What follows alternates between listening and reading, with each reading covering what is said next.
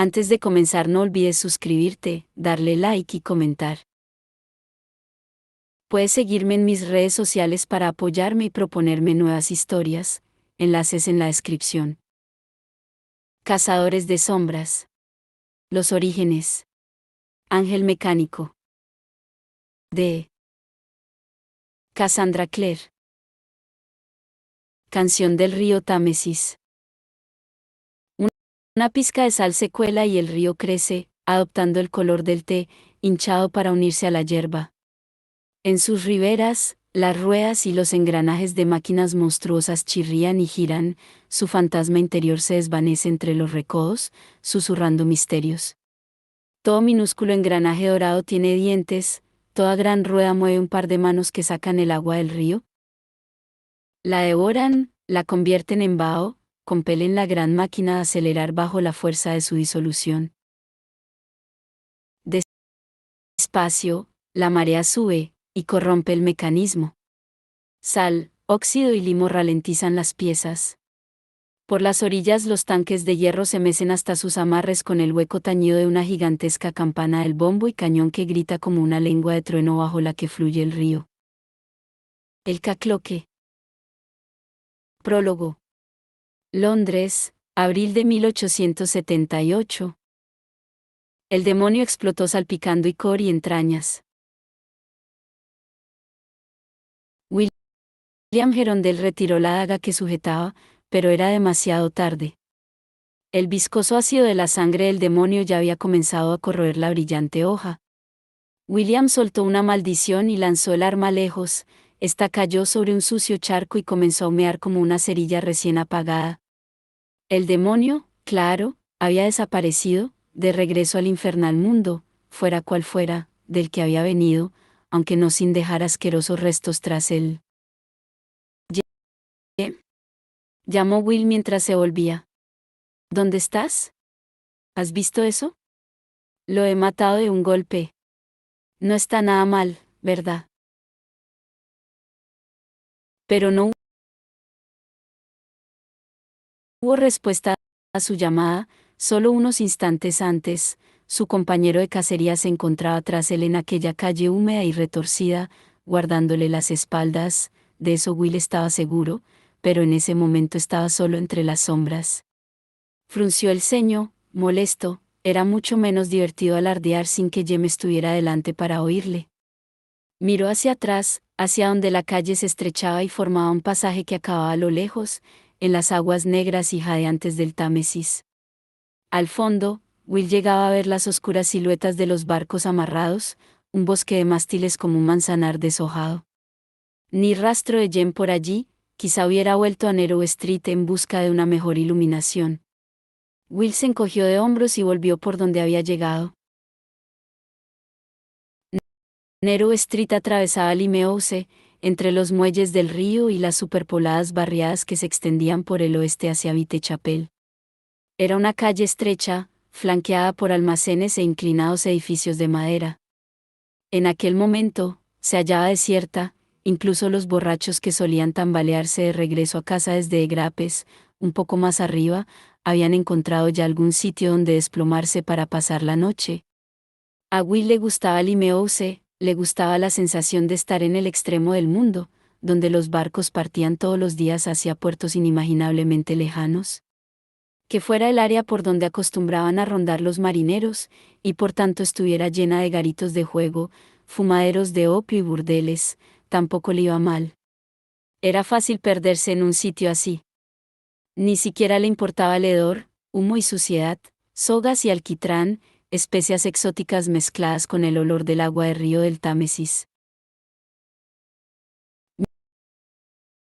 Mientras miraba a un lado y al otro de la vacía calle, se pasó la manga del abrigo por la cara, tratando de limpiarse el licor, que le picaba y le quemaba la piel.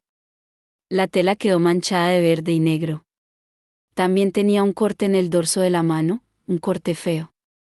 Le iría bien una runa curativa. Una de las de Charlotte, a poder ser. Ella era especialmente buena con los iratzes. Una silueta se despegó de las sombras y fue hacia Will. Él dio un paso adelante y se detuvo. No era Jem, sino un policía bastante corriente que hacía su ronda, con un casco en forma de campana, un pesado abrigo y una expresión de extrañeza. Miró a Will, o mejor, a través de Will. Por muy acostumbrado que estés al glamour, siempre resulta extraño que miren a través de ti como si no estuvieras allí. Will sintió el repentino impulso de hacerse con la porra del guardia y observarle mientras el hombre daba vueltas en redondo, tratando de averiguar a dónde habría ido a parar, pero Jem lo había regañado las pocas veces que había hecho eso antes, y aunque Will nunca había llegado a entender las objeciones de Jem a ese asunto, no valía la pena hacerlo enfadar. El policía se encogió de hombros y parpadeó al pasar frente a Will, meneando la cabeza y mascullando algo sobre dejar la ginebra antes de que realmente empezara a ver visiones. Will se apartó para dejarle pasar, luego lanzó un grito. James Carstairs. ¿Dónde estás, bastardo desleal? Esta vez obtuvo una débil respuesta. Por aquí. Sigue la luz mágica. Will se dirigió hacia el lugar de donde provenía la voz de Jem. Parecía surgir de una oscura abertura entre dos almacenes, se vislumbraba un tenue brillo entre las sombras, como la fugaz luz de un fuego fatuo. ¿Me has oído antes? Ese demonio Sax pensó que me podía atrapar con sus malditas pinzas, pero lo arrinconé en un callejón. Sí, te he oído. El joven que apareció en la boca del callejón parecía muy pálido bajo la luz de la farola, incluso más pálido de lo que estaba normalmente, que ya era mucho. Llevaba la cabeza descubierta, lo que de inmediato atraía la mirada sobre su cabello, que era de un extraño color plateado brillante, como un chelín nuevo. Sus ojos eran del mismo color plata, y su rostro era angular y de huesos finos, con la ligera curva de los ojos como única indicación de su ascendencia. Tenía manchas negras sobre la pechera de la camisa, y las manos cubiertas de rojo. Will se tensó. Está sangrando. ¿Qué ha pasado? Jem rechazó con un gesto la preocupación de su amigo. La sangre no es mía. Volvió la cabeza hacia el callejón situado a su espalda. Es de ella. Will dirigió su mirada hacia las sombras más espesas del callejón. En el rincón del fondo había una forma hecha un ovillo, solo una sombra en la oscuridad, pero cuando Will miró más fijamente, pudo distinguir la silueta de una pálida mano y un mechón de cabello rubio. ¿Una mujer muerta?, preguntó Will. ¿Una mundana? Una niña, en realidad. De no más de 14 años. Al oír aquello, Will maldijo a todo volumen y sin miramientos. Jem esperó pacientemente a que acabara. Si hubiéramos pasado por aquí un poco antes, soltó Will finalmente. Ese maldito demonio. Eso es lo curioso. No creo que esto sea ahora el demonio. Jem frunció las cejas. Los demonios Sax son parásitos, parásitos de nidada. Habría tratado de arrastrar a su víctima a su cubil para ponerle huevos en la piel mientras aún seguía viva. Pero a esta niña la han apuñalado repetidas veces. Y tampoco creo que sucediera aquí. La sangre que hay en el callejón no es suficiente. Creo que la atacaron en otra parte, y luego se arrastró hasta aquí para acabar muriendo a causa de las heridas. Will tensó la boca. Pero el demonio Sax. Te lo estoy diciendo, Will, no creo que haya sido el Sax. Creo que el Sax la estaba persiguiendo, cazándola por algo, o para alguien. Los Sax tienen un sentido del olfato muy agudo, aceptó Will. He oído que algunos brujos los usan para seguir el rastro de los desaparecidos. Tienes razón, parecía estar moviéndose con alguna extraña intención. Miró más allá de Jem, a la triste pequeñez de la forma acurrucada en el callejón. ¿Has encontrado el arma? ¿Verdad? Aquí la tengo. Jem se sacó algo de la chaqueta, un cuchillo, envuelto en un trapo blanco. Es una especie de misericordia, o una daga de caza. Mira lo fina que es la hoja. Will la cogió. La hoja era realmente fina, y acababa en un mango de hueso pulido. Tanto la hoja como el mango estaban manchados de sangre seca.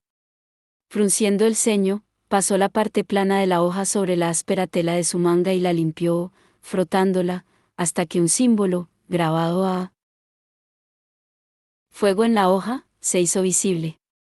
Dos serpientes que se mordían mutuamente la cola, formando un círculo perfecto. «Uroboros», exclamó Jem, acercándose más para ver bien el cuchillo. «Uno doble. ¿Qué crees que significa?» «El fin del mundo», contestó Will sin dejar de mirar la daga, mientras una leve sonrisa jugueteaba en sus labios, «y el principio». Jem frunció el ceño. «Entiendo la simbología, William. Me refiero a qué crees que significa su presencia en esta daga». El viento del río alborotaba el cabello de Will, quien se lo apartó de los ojos con un gesto de impaciencia y continuó observando el cuchillo. «Es un símbolo alquímico, no de un brujo o un subterráneo. Eso suele significar humanos, la clase de estúpido mundano que cree que tontear con la magia es su pasaporte a la fama y la fortuna. De aquellos que suelen acabar como un montón de harapos ensangrentados en medio de algún pentáculo». Jen parecía muy lúgubre. De esos a los que les gusta rondar por las partes subterráneas de nuestra hermosa ciudad. Después de envolver de nuevo la daga en el pañuelo, Will se la metió en uno de los bolsillos de la chaqueta. ¿Crees que Charlotte dejará que me encargue de la investigación?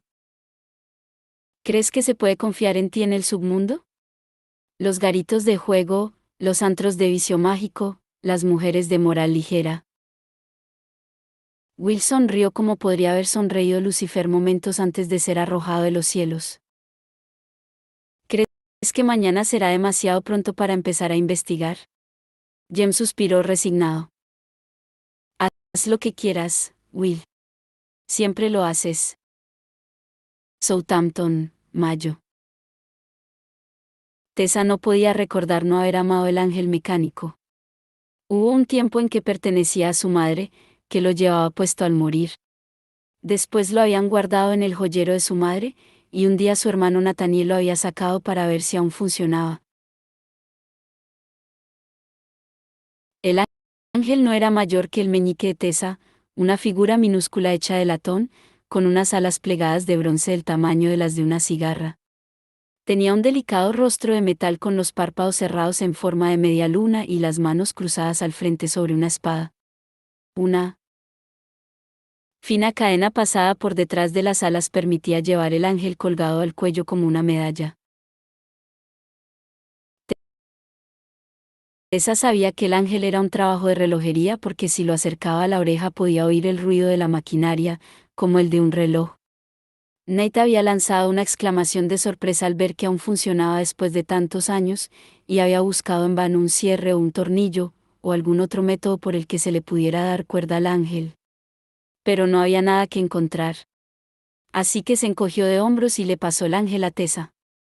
Desde ese momento, Tessa nunca se lo había quitado, incluso por la noche, el ángel reposaba sobre su pecho mientras ella dormía, con su constante tic-tac, tic-tac, como los latidos de un segundo corazón. En ese momento lo tenía sujeto entre los dedos, mientras el Maine iba metiendo la proa entre otros enormes vapores para encontrar un amarre en el muelle de Southampton. Nate había insistido en que Tessa fuera a Southampton en vez de a Liverpool, donde atracaban la mayoría de los vapores transatlánticos. Había insistido en que Southampton era un lugar más agradable donde arribar, por eso Tessa no había podido evitar sentirse un poco decepcionada de su primera visión de Inglaterra. Era gris y deprimente. La lluvia tamborileaba al caer sobre las torres de una distante iglesia, mientras un humo negro se alzaba de las chimeneas de los barcos y manchaba un cielo ya suficientemente gris. Una multitud vestida con ropas oscuras esperaba en el muelle al abrigo de sus paraguas. Tessa trató de ver si su hermano se hallaba entre la gente, pero la neblina y la fina llovizna que salpicaba el barco eran demasiado espesas para distinguir los rasgos individuales de nadie. Tessa se estremeció. El viento del mar era frío. En todas sus cartas, Nate había comentado que Londres era bonita, que el sol brillaba todos los días. Bueno, pensó Tessa, con suerte el tiempo sería mejor que el de allí, porque no se había llevado ropa de abrigo, salvo un chal de lana que había pertenecido a la tía Harriet y un par de guantes finos. Había vendido la mayoría de su ropa para pagar el funeral de su tía, convencida de que su hermano le compraría ropa nueva cuando fuera a Londres a vivir con él.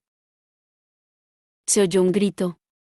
El Maine, con su casco negro resplandeciente por la lluvia, había echado el ancla, y ya había remolcadores cruzando las aguas grises, dispuestos a transportar el equipaje y a los pasajeros a la orilla. Estos salían en un flujo continuo, ansiosos por sentir tierra firme bajo los pies. Tan diferente de su salida de Nueva York, pensó Tessa. Aquel día, el cielo había sido azul y tocaba una banda de viento. Aunque, sin nadie que la despidiera, tampoco había sido un momento muy alegre. Tessa agachó los hombros y se unió a la fila de pasajeros para desembarcar. Gotas de lluvia le pincharon en la cabeza y en el cuello como heladas agujas, y notó las manos, dentro de los finos guantes, frías y mojadas por la lluvia. Al llegar al muelle miró alrededor, buscando a Nate. Habían pasado casi 2 semanas desde la última vez que habló con alguien, porque a bordo del Maine no se había relacionado casi con nadie. Sería un placer volver a tener con quien hablar. No estaba allí. Los muelles estaban llenos de equipajes y todo tipo de cajas y cargamento, incluso pilas de fruta y verdura, que se marchitaba y disolvía bajo la lluvia. Cerca de allí, un vapor se disponía a partir hacia Le Havre, y unos marineros mojados se arremolinaron junto a ella, gritando en francés. Trató de apartarse, pero estuvo a punto de ser pisoteada por una avalancha de pasajeros que desembarcaban apresuradamente en busca del refugio de la estación de tren. Pero a Nate no se le veía por ninguna parte. ¿Es usted la señorita Gray? La voz era gutural y con un marcado acento. Un hombre se había colocado ante Tessa. Era alto y llevaba un largo abrigo negro y un sombrero de copa, que recogía el agua de lluvia en el ala como una cisterna. Sus ojos eran curiosamente saltones, casi protuberantes, como los de una rana, y su piel parecía tan áspera como la de una cicatriz. Tessa se esforzó para controlar el impulso de apartarse temerosa de él. Pero aquel hombre conocía su nombre. ¿Quién podía saberlo sino alguien que también conociera a Nate? Tessa sintió con la cabeza. Sí. Me envía a su hermano. Venga conmigo. ¿Dónde está Nate? Quiso saber Tessa, pero el hombre ya se había puesto a caminar. Su paso era irregular, como si cojeara por alguna antigua lesión. Un instante después, Tessa se cogió las faldas y corrió tras él. El hombre avanzaba entre la multitud con velocidad y determinación. La gente se apartaba de su camino y murmuraba sobre su grosería mientras él se abría paso a empujones, con Tessa casi corriendo detrás para no perderlo. De improviso, el hombre torció junto a una pila de cajas y se detuvo ante un gran carruaje negro brillante, con letras doradas en los costados. La lluvia y la espesa niebla impidieron a Tessa leerlas con claridad. Se abrió la puerta del carruaje, y una mujer se inclinó hacia afuera. Llevaba un enorme sombrero de plumas que le ocultaba el rostro. ¿La señorita Therese Gray? Tessa sintió con la cabeza.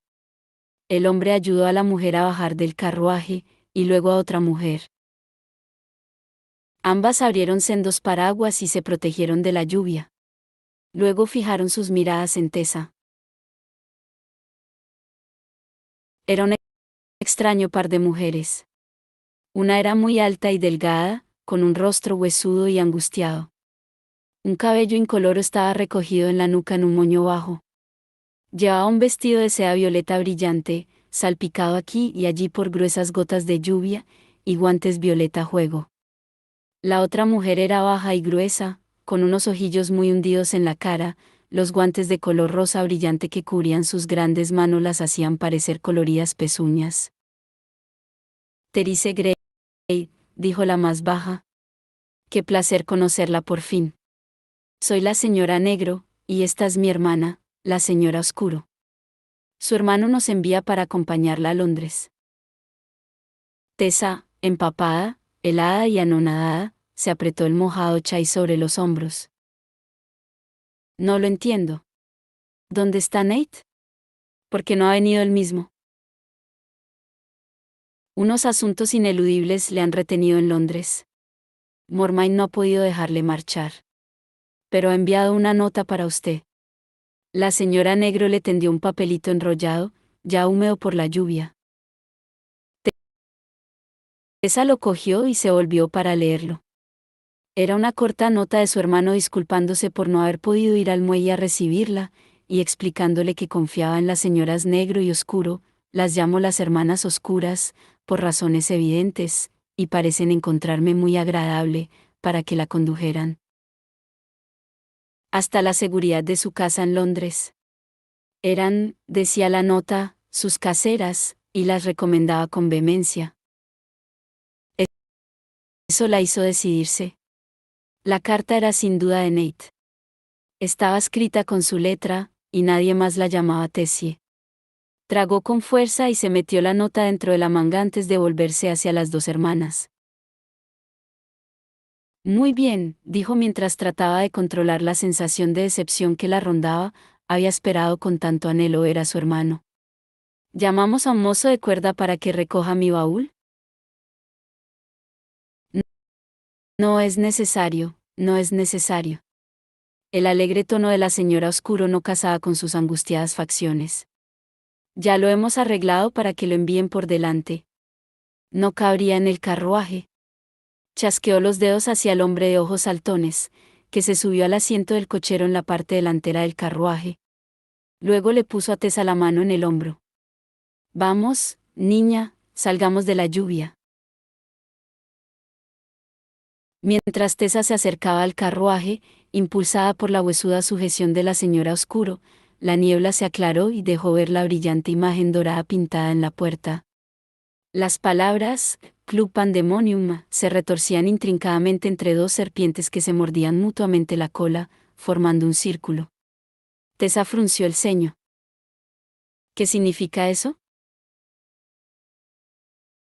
Nada de lo que tengas que preocuparte, contestó la señora Negro, que ya había subido al carruaje y tenía las faldas extendidas sobre uno de los asientos, que parecían cómodos.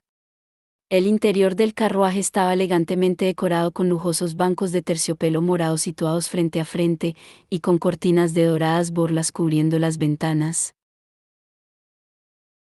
La señora Oscuro ayudó a Tessa a subir al carruaje, y subió tras ella. Mientras Tessa se acomodaba en uno de los bancos, la señora Negro se inclinó para cerrar el carruaje en cuanto entró su hermana, dejando fuera el cielo gris. Cuando sonrió, los dientes le destellaron en la penumbra como si estuvieran hechos de metal. Acomódate, Therese. Nos queda un largo camino. Tessa se llevó la mano al ángel mecánico, que le colgaba del cuello, y se reconfortó con su constante tic-tac, mientras el carruaje comenzaba a avanzar bajo la lluvia. Capítulo 1. La casa oscura. Más allá de este lugar de lágrimas e ira yacen los horrores de la sombra. William Ernest Henley, Invictus. 6 semanas después. Las hermanas desearían verla en sus aposentos, señorita Gray. Tessa dejó el libro que había estado leyendo sobre la mesilla de noche, y se volvió para observar a Miranda, que se hallaba en la puerta de su pequeña habitación, igual que hacía todos los días a esa misma hora, portando el mismo mensaje que portaba todos los días. En un momento, Tessa le pediría que la esperara en el pasillo, y Miranda saldría de la habitación. 10 minutos después, volvería y repetiría las mismas palabras. Si Tessa no acudía obedientemente después de esos 2 intentos, Miranda la agarraría y la arrastraría por la escalera, con Tessa pataleando y gritando, hasta la sala caliente y apestosa donde las hermanas oscuras esperaban. Había sucedido así todos los días desde que estaba en la casa oscura, como había decidido llamarla, hasta que finalmente se había dado cuenta de que gritar y patalear no servía de mucho, y solo conseguía malgastar su energía. Energía que seguramente era mejor reservar para otras cosas. Un momento, Miranda, repuso Tessa. La criada hizo una torpe reverencia, salió del cuarto y cerró la puerta. Tessa se puso en pie y recorrió con la mirada la habitación que había sido su prisión durante 6 semanas. Era pequeña, con un papel de pared floreado y pocos muebles, una sencilla mesa cubierta con un mantel de encaje donde comía, la estrecha cama de latón donde dormía, la resquebrajada palangana y la jarra de porcelana donde se lavaba, la repisa de la ventana donde apilaba los libros y donde todas las mañanas hacía una raya en la madera para marcar el paso de los días. Cruzó la habitación hasta el espejo que colgaba en la pared del fondo y se pasó la mano por el cabello. Las hermanas oscuras, como al parecer deseaban ser llamadas, preferían que no se la viera desarreglada, aunque aparte de eso, no parecía importarles en absoluto su apariencia, lo que era una suerte, porque su reflejo en el espejo la hizo estremecer. El pálido óvalo de su rostro estaba dominado por unos hundidos ojos grises, un rostro ensombrecido y angustiado sin color en las mejillas o esperanza en la expresión. Llevaba un feo vestido negro, como de vieja maestra, que las hermanas le habían dado en cuanto llegó, su baúl nunca la había seguido, a pesar de las promesas de las hermanas, y esa era la única prenda de ropa que tenía. Apartó rápidamente la mirada. No siempre se había asustado ante su reflejo. Nate, rubio y guapo, era el miembro de la familia que según todos había heredado la célebre belleza de su madre, pero Tessa siempre se había mostrado más que satisfecha con su suave cabello castaño y sus penetrantes ojos grises. Jane Eyre había tenido el cabello castaño, y muchas otras heroínas también. Tampoco era tan malo ser alta, más alta que la mayoría de los chicos de su edad, cierto, pero la tía Harriet siempre le había dicho que mientras una mujer alta tuviera buen porte, siempre tendría un aspecto de realeza. En esos momentos no parecía en absoluto de la realeza. Parecía angustiada y desarreglada, un espantapájaros asustado. Se preguntó si Nate la reconocería si la pudiera ver en ese estado. Y al pensar eso, el corazón pareció encogérsele en el pecho. Nate. Todo eso lo estaba haciendo por él, pero algunas veces lo echaba tanto de menos que se sentía como si se hubiera tragado trozos de cristal. Sin él, estaba completamente sola en el mundo. No tenía a nadie. Nadie en el mundo entero a quien le importara si vivía o moría. A veces, el horror de esa idea amenazaba con superarla y hundirla en una oscuridad sin fondo de la que no regresaría. Si no le importas a nadie en el mundo, ¿existes realmente? El sonido del cerrojo interrumpió de golpe sus pensamientos. La puerta se abrió, Miranda se detuvo en el hueco de la puerta. Es hora de que venga conmigo, dijo. La señora Negro y la señora Oscuro la están esperando. Tessa la miró con desagrado. No sabría decir la edad de Miranda. ¿19? ¿25? Había algo atemporal en su fino rostro redondo. Su cabello era del color del agua estancada, y se lo tensaba tras las orejas. Al igual que el cochero de las hermanas oscuras, tenía los ojos saltones de una rana, lo que la hacía parecer permanentemente sorprendida. Tessa suponía que debían de ser parientes. Mientras bajaban juntas, Miranda avanzaba con su paso seco y desgarbado, y Tessa alzó la mano para tocarse la cadena de la que le colgaba el ángel alrededor del cuello. Era una costumbre, algo que hacía siempre que la obligaban a ver a las hermanas oscuras. De algún modo, sentía que el colgante la reconfortaba. Lo sujetaba mientras iban pasando rellano tras rellano. Había varios niveles de pasillos en la casa oscura, aunque Tessa no había visto nada más que los aposentos de las hermanas oscuras, los corredores y las escaleras, además de su propia habitación. Finalmente, llegaron al nivel del oscuro sótano. El lugar era húmedo y frío, y las paredes estaban cargadas de una desagradable acuosidad, aunque a las hermanas no parecía importarles. Su despacho estaba más adelante, pasadas una serie de puertas dobles. Un estrecho corredor se alejaba en el otro sentido y desaparecía en la oscuridad. Tessa no tenía ni idea de qué había por ahí, pero algo en el espesor de las sombras le hacía alegrarse de no haberlo descubierto. Cuando llegó ante las puertas del despacho de las hermanas, Miranda no vaciló, sino que entró con determinación. Tessa la siguió con gran renuencia. Odiaba esa sala más que ningún otro lugar de la tierra. Para empezar, siempre hacía calor y había humedad dentro, como en un pantano, incluso cuando el cielo en el exterior era gris y lluvioso. Las paredes parecían exudar, y el tapizado de los sillones y sofás estaba constantemente enmohecido. También olía raro, como las orillas del río Hudson un día de calor, agua, basura y limo. Las hermanas ya estaban allí, como siempre, sentadas detrás de sus enormes escritorios elevados. Iban tan coloreadas como de costumbre, la señora negro con un vestido rosa salmón brillante, y la señora oscuro con un traje de color azul pavo real. Sobre los satines de brillantes colores, sus rostros eran como globos grises desinflados. Ambas llevaban guantes, como siempre, por mucho calor que hiciera en la habitación. Déjanos, Miranda, ordenó la señora Negro, que, con un grueso dedo enguantado en blanco, estaba dando vueltas a una pesada bola del mundo de latón que tenía sobre el escritorio. Tessa había tratado muchas veces de ver mejor ese globo terráqueo, porque había algo en la manera en que estaban dibujados los continentes que siempre le había parecido raro, sobre todo el espacio en el centro de Europa, pero ellas siempre lo habían mantenido alejado de ella. Y cierra la puerta al salir. Sin la más mínima expresión, Miranda hizo lo que le ordenaban. Tessa trató de no mostrar un gesto de dolor cuando la puerta se cerró y cortó cualquier mínima brisa que pudiera entrar en aquel agobiante lugar. La señora Oscuro inclinó la cabeza hacia un lado. Ven aquí, Terice.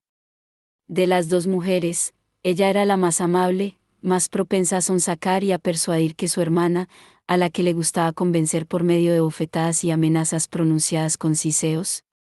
Y coge esto. Le tendió algo. Tessa vio que era un lazo. Un trozo maltrecho de tela rosa, como una cinta para el cabello de una niña.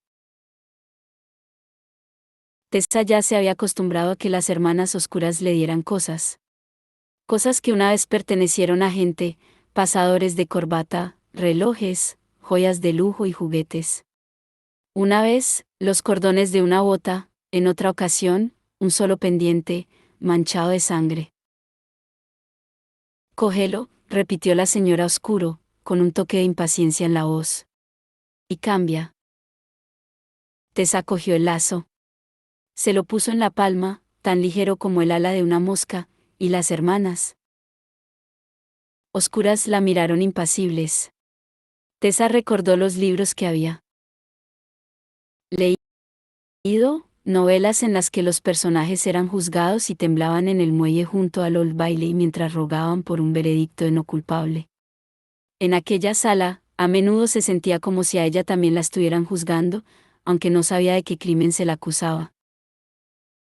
Le dio la vuelta al lazo sobre la mano, y recordó la primera vez que las hermanas oscuras le habían entregado un objeto, un guante de mujer con botones de perla en la muñeca.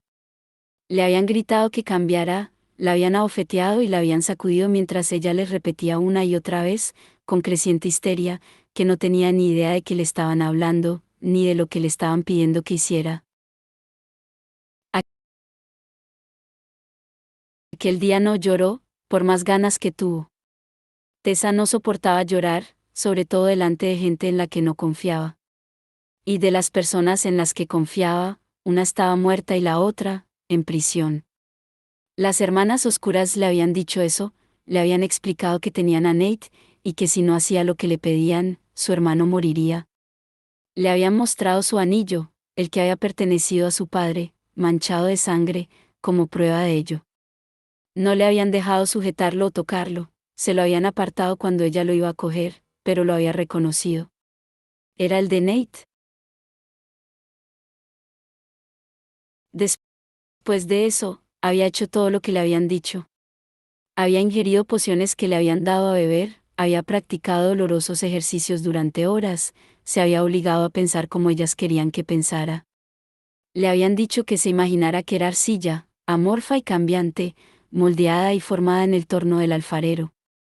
Le habían dicho que se concentrara en los objetos que le habían entregado, que los imaginara como algo vivo y que extrajera el espíritu que los animaba. Habían tardado semanas, y la primera vez que había cambiado, había sido tan cegadoramente doloroso que había vomitado y se había desmayado. Se había despertado en uno de los sofás mohosos de la sala de las hermanas oscuras, con una toalla húmeda sobre el rostro. La señora Negro había estado inclinada sobre ella, con su aliento agrio como el vinagre, y los ojos encendidos. «Hoy lo has hecho muy bien, Terice», le había dicho. «Muy bien». Aquella noche, cuando Tessa había vuelto a su cuarto, se había encontrado regalos, 2 libros nuevos en la mesilla de noche. Una copia de Grandes Esperanzas, y otra de Mujercitas. Tessa había apretado los libros contra sí, y en su habitación, sola y sin vigilancia, se había permitido llorar. Desde entonces el cambio se había ido haciendo más fácil. Tessa seguía sin entender qué pasaba en su interior que lo hacía posible, pero había memorizado la serie de pasos que las hermanas oscuras le habían enseñado, de la misma forma que un ciego podría memorizar el número de pasos que hay desde su cama a la puerta del dormitorio. No sabía que la rodeaba en el extraño lugar oscuro al que la hacían ir, pero conocía el camino hasta allí.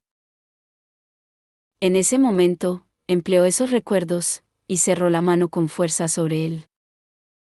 Trozo de tela rosa que sostenía. Abrió la mente y dejó que bajara a la oscuridad, permitió que la conexión que la ligaba a la cinta de pelo y al espíritu de su anterior dueña, el eco fantasmal de la persona que había poseído el lazo, se desenrollara como un hilo dorado que la conducía entre las sombras. La sala en la que se hallaba, el calor opresivo, la ruidosa respiración de las hermanas oscuras, todo desapareció mientras seguía el hilo, mientras la luz aumentaba de intensidad a su alrededor, y Tessa se envolvía en ella como si fuera una manta.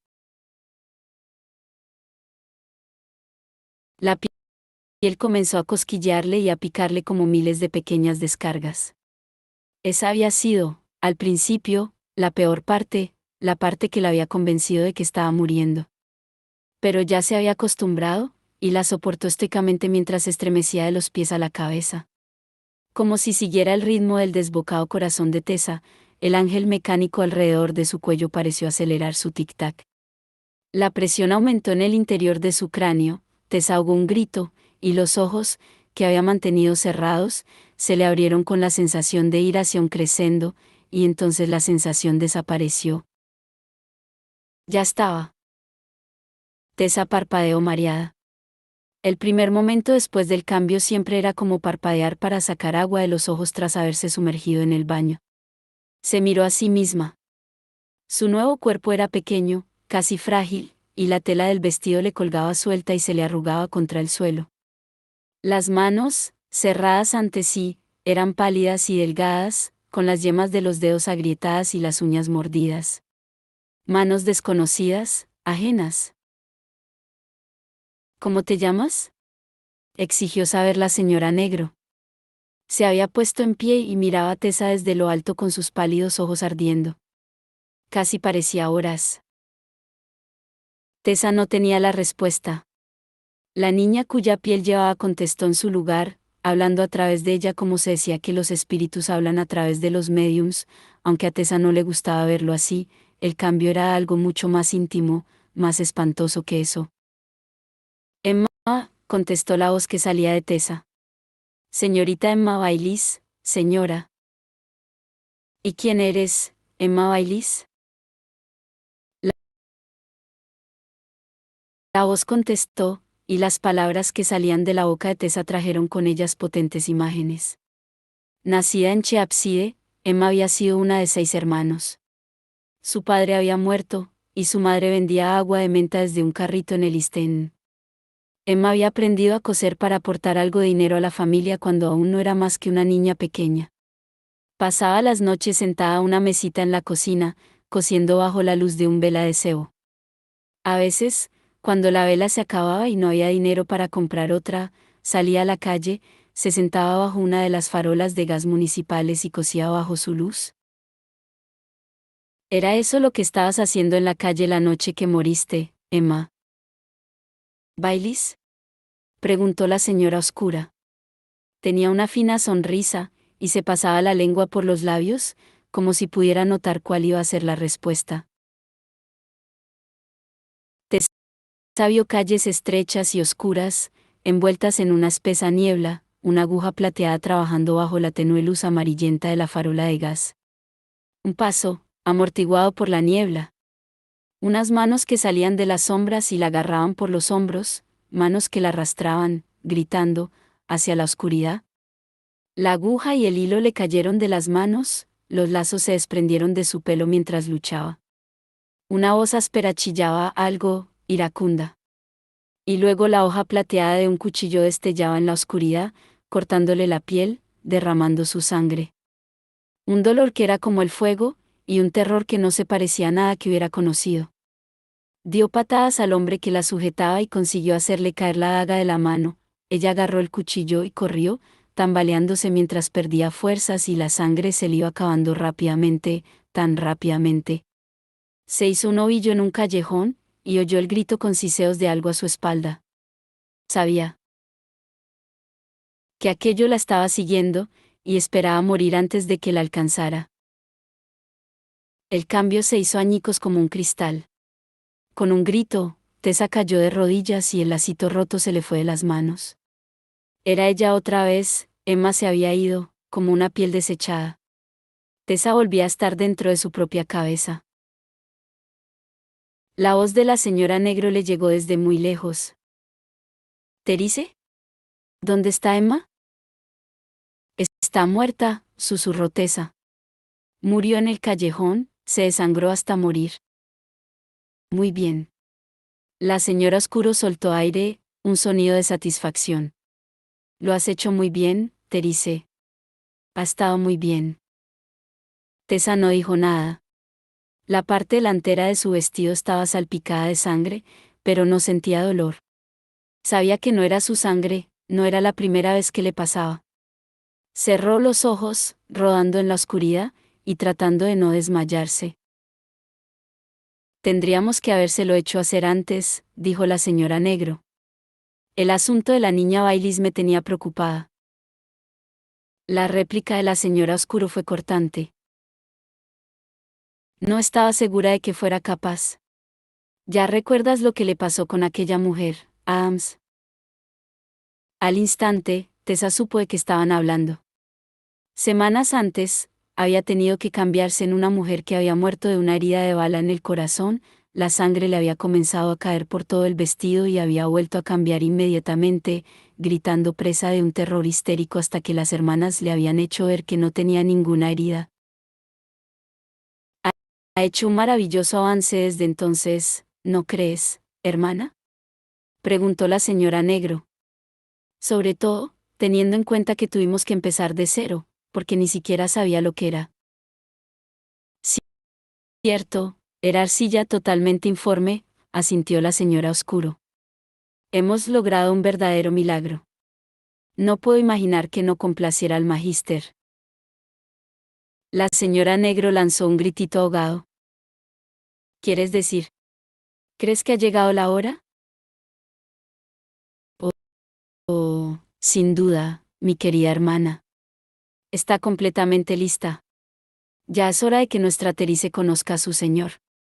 Había un tono de jactancia en la voz de la señora Oscuro, un desagradable sonido que traspasó el cegador vértigo de Tessa.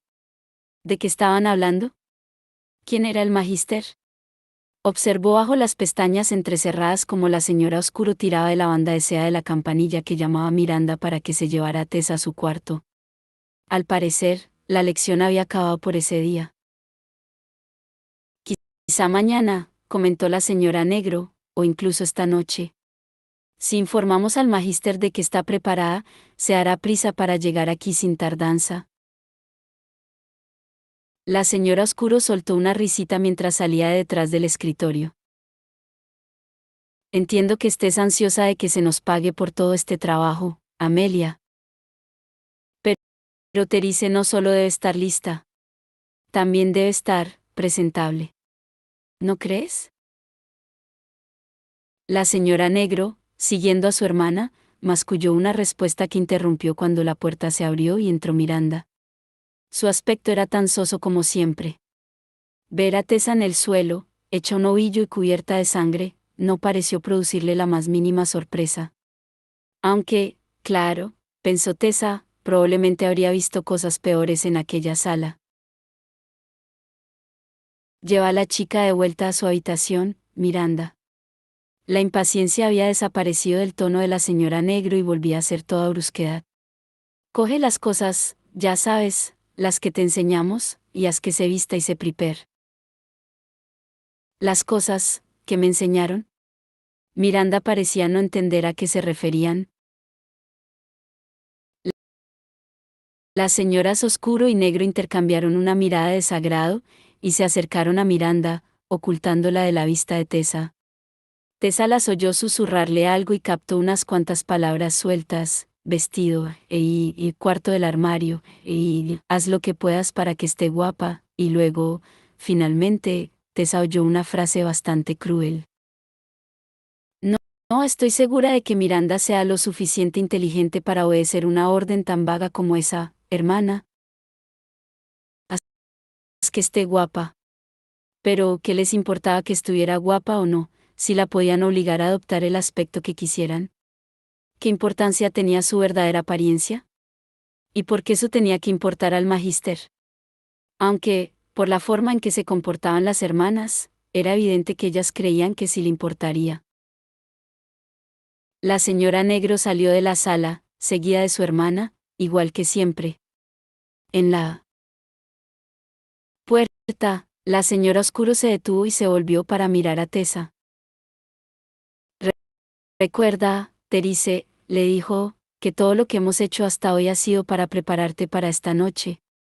Se sujetó las faldas con ambas manos huesudas. No nos falles. Dejó que la puerta se cerrara tras ella.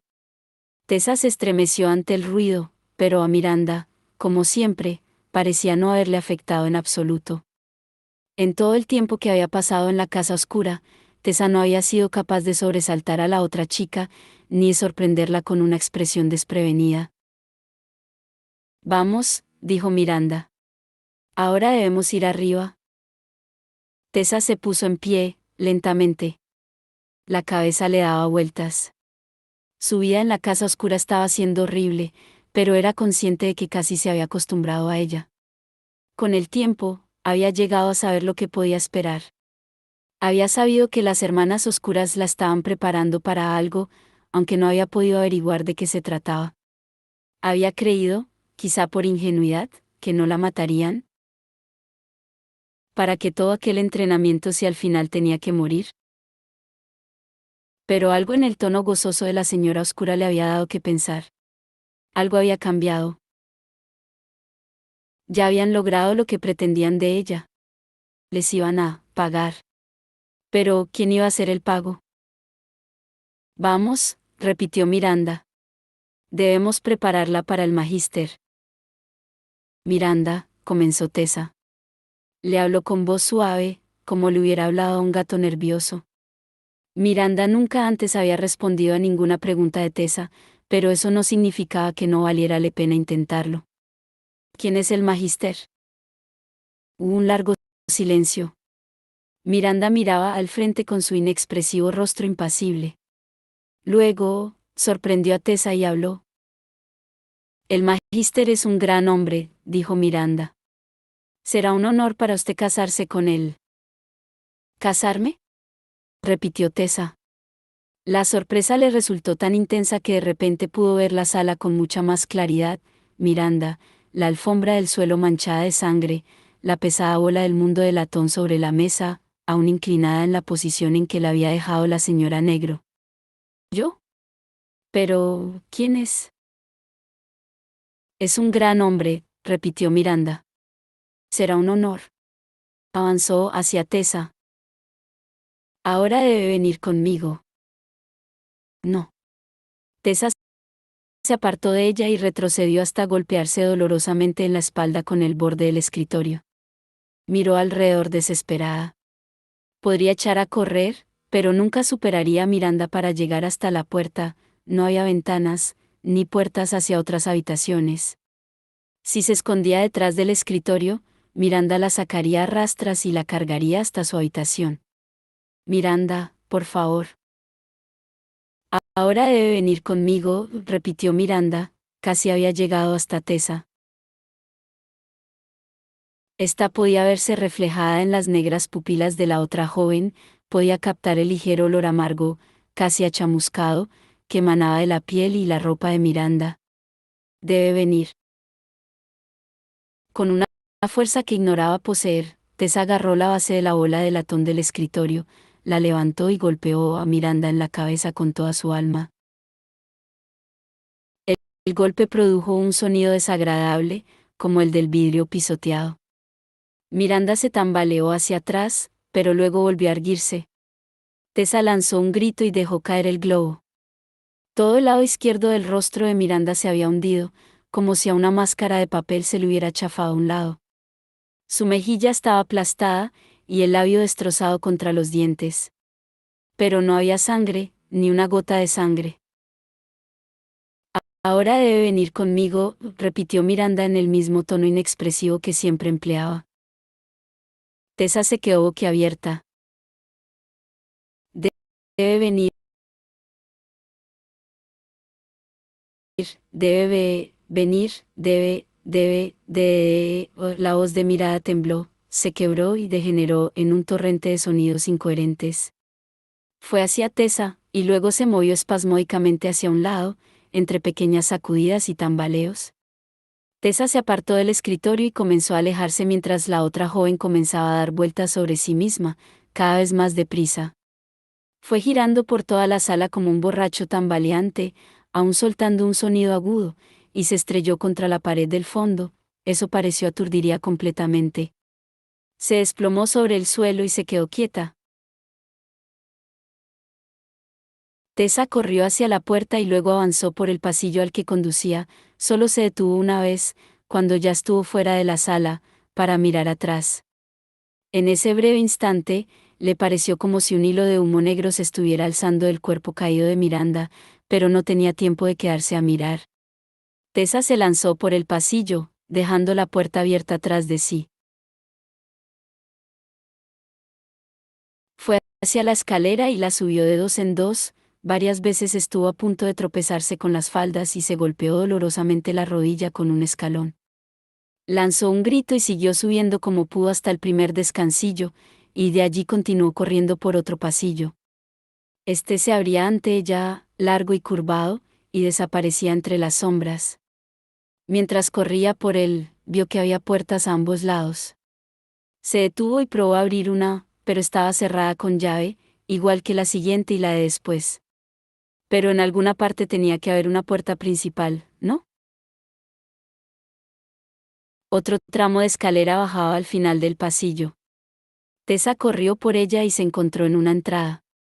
Parecía como si, en otro tiempo, hubiera sido muy suntuosa. El suelo era de mármol quebrado y manchado, y unos altos ventanales a ambos lados estaban cubiertos por unas cortinas. Un poco de luz se colaba por el encaje e iluminaba una enorme puerta de 2 hojas. Tessa notó que el corazón le daba un vuelco. Se lanzó hacia el picaporte, lo agarró y abrió la puerta. Más allá había una estrecha calle adoquinada, flanqueada por casas idénticas y adosadas. El olor de la ciudad golpeó a Tessa en el rostro. Había pasado tanto tiempo desde la última vez que había respirado al aire libre. Era casi de noche, y el cielo era del apagado azul del ocaso, cubierto por manchas de niebla. Oyó voces en la distancia, los gritos de niños que jugaban, el repiqueteo de los cascos de los caballos. Pero allí, la calle estaba casi desierta, excepto por un hombre apoyado en una farola de gas cercana, que leía un periódico bajo su luz. Aún así, era alguien. Tessa bajó los escalones a todo correr, fue hasta el desconocido y le tiró de la manga. Por favor, señor. Si pudiera ayudarme. Él volvió el rostro y la miró. Tessa ahogó un grito. El rostro del hombre era tan blanco y ceroso como la primera vez que lo había visto, en el muelle de Southampton. Los ojos saltones aún le recordaban a los de Miranda y los dientes le estellaron como el metal cuando sonrió. Era el cochero de las hermanas oscuras. Tessa trató de salir corriendo, pero ya era demasiado tarde.